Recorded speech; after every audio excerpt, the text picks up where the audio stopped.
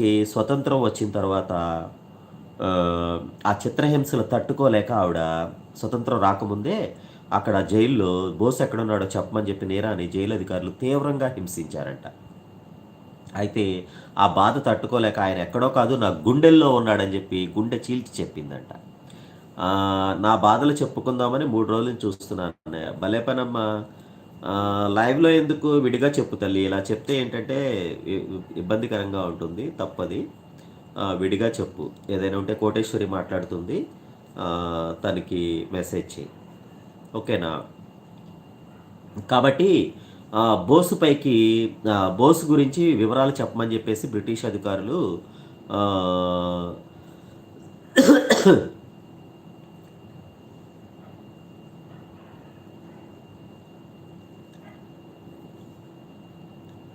3 రోజుల నుంచి వెతికితే ఈరోజు దొరికిన ఆయన నా మెసేజ్‌లు ఏమీ పట్టించుకోవట్లేదు. ఓకే. బాయ్ అన్నయ్య.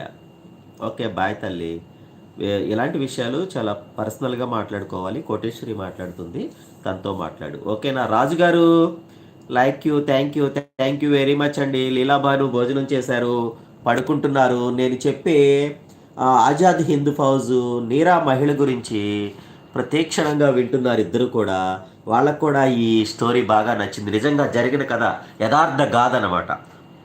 ఎందుకంటే 1998లో ఒక వృద్ధురాలుగా, పూలమ్ముకునే వృద్ధురాలుగా ఆవిడ హాస్పిటల్లో మరణిస్తే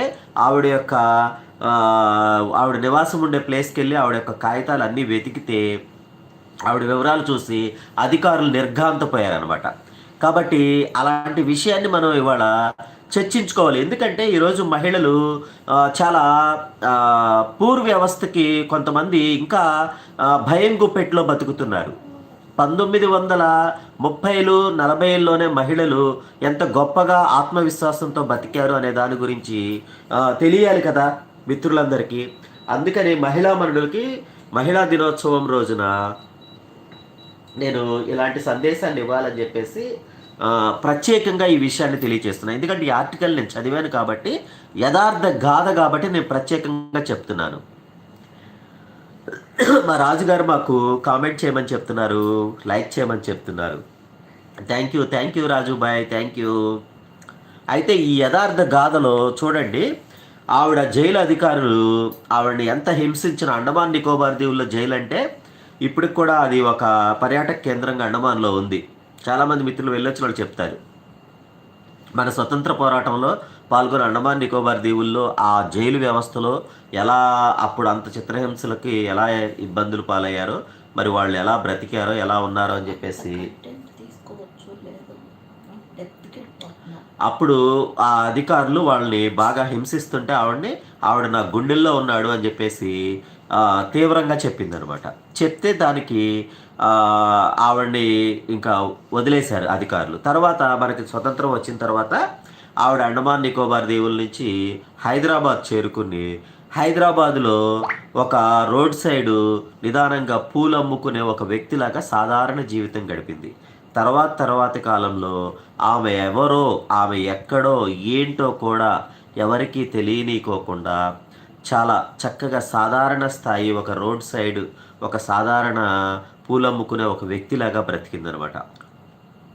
అయితే ఆమె దేశానికి స్వతంత్రం వచ్చాక విడుదలై హైదరాబాద్ చేరుకుని పూలమ్ముకుని బ్రతుకుతూ అక్కడే కన్ను మూశారు.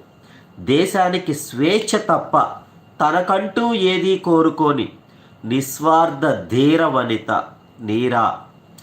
దేశానికి స్వాతంత్రం, స్వేచ్ఛ తప్ప తనకంటూ ఏదీ కోరుకోని నిస్వార్థ ధీర వనిత నీరా ఆర్య. భారత జాతి నిత్యం తలుచుకోవలసిన వీరాంగన ఆమె. ప్రతి ఒక్కరూ కూడా నీరా ఆర్యకి చేతులెత్తి నమస్కరించండి మహిళా దినోత్సవం రోజున.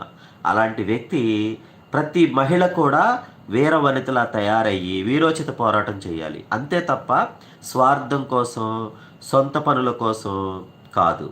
దేశం కోసం, సర్వమానవాళి కోసం, సర్వమానవాళి స్వేచ్ఛ కోసం పోరాటం చేయాలి. అయితే స్వేచ్ఛ ఎక్కువై మనం ఈరోజు కొంచెం విపరీత పోకడలు పోతున్నాము. అలా కాకుండా మన పరిధుల్లో మన పక్క వారికి ఏం అవసరం, మనకి ఏం అవసరం, ఆ పరిధుల్లో మనం